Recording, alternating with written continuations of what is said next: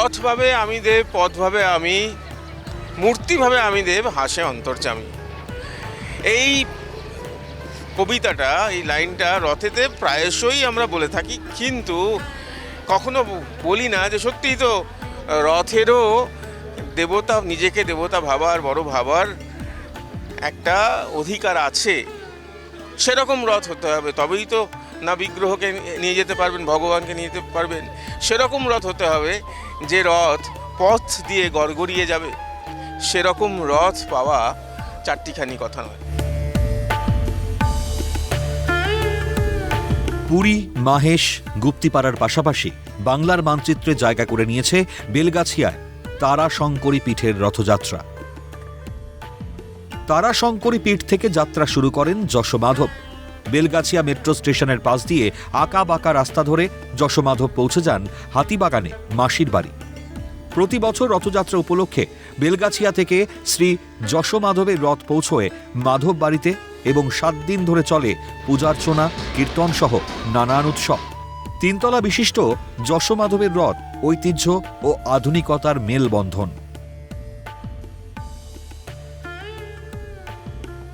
এই যশোদা মাধবের যে রথ দেখছেন, এই রথ কিন্তু সেই রকম রথ বলতে বাধ্য হচ্ছি। তার কারণ আপনারাও যদি দেখেন যে অত্যাধুনিক স্টিয়ারিং রয়েছে, চাকা রয়েছে, টায়ার, যে চাকা গড়গড়িয়ে যেতে পারে।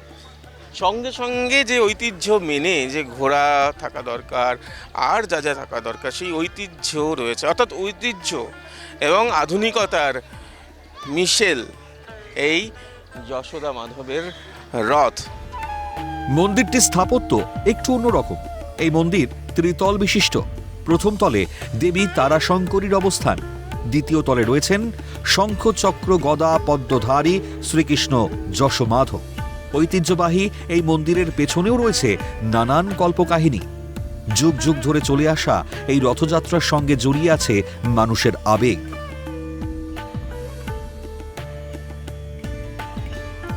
বহু মানুষের সমাগম হয় তারাশঙ্করী পীঠের রথযাত্রায়।